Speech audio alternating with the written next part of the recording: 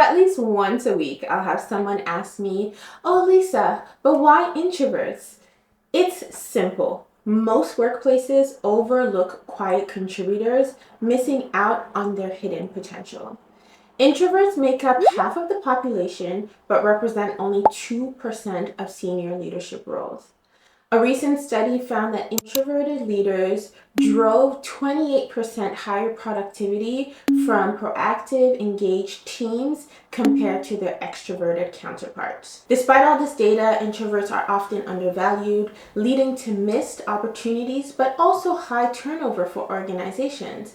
Because when an employee feels overlooked, they are 2.6 times more likely to leave, and that will just drive up costs and it's lost talent for the organization. So imagine the talent, the knowledge, the expertise that you may be overlooking just because someone is different, just because they don't fit that box of what you think a leader should look like. So in this video, I'm sharing 8 ways leaders can make speaking up at work easier for their team members. The first thing is to share an agenda ahead of time.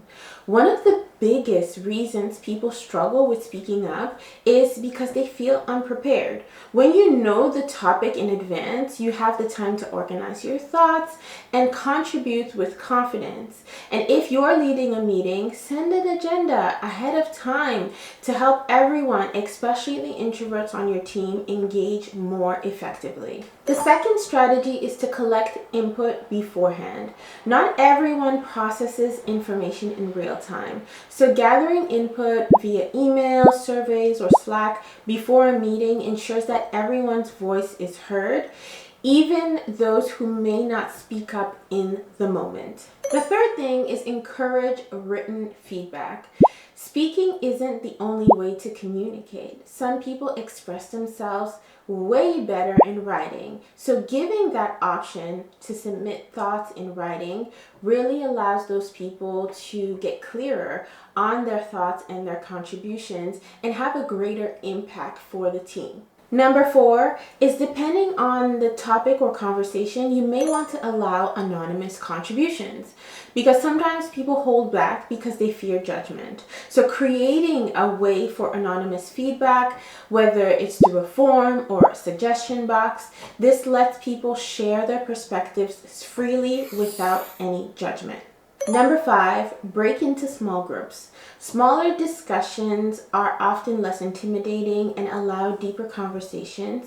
If you're leading a meeting, consider breaking into smaller groups to encourage more participation. The next tip is to make speaking optional. Not everyone is comfortable speaking up on the spot, and that's okay. Instead of forcing participation, create an environment where people feel encouraged, but not always pressured to contribute.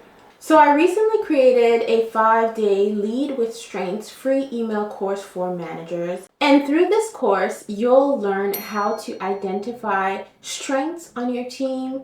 You will discover how to have strength-focused conversations with the various team members. And you'll also learn how to increase the visibility and recognition of quieter contributors on your team. As you know, leadership isn't about being the loudest in the room. It's about leading with empathy, intention, and authenticity. So if this course can help you, check out the link right above to get started with the 5-day Lead with Strengths email course. The next strategy is to provide processing time. Pauses and moments of silence aren't awkward. They are necessary. Some people just need that extra few seconds to gather their thoughts together before they actually respond.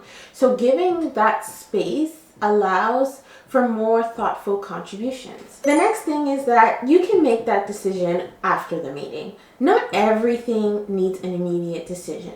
I know that in a lot of organizations, there's this culture that everything is urgent, but giving people the time to reflect before finalizing a decision helps you capture better ideas and make sure that everyone's input is being considered. Speaking up at work isn't just about being the loudest in the room. It's about creating a space where everyone's voice matters. As a a people leader, these strategies can make it easier for your team members to contribute, especially those who may not feel comfortable speaking up in traditional ways. So let me know which strategy you found the most helpful. Drop a comment right below. In this video, I share more on empowering introverts on your team, and I'll see you in that one.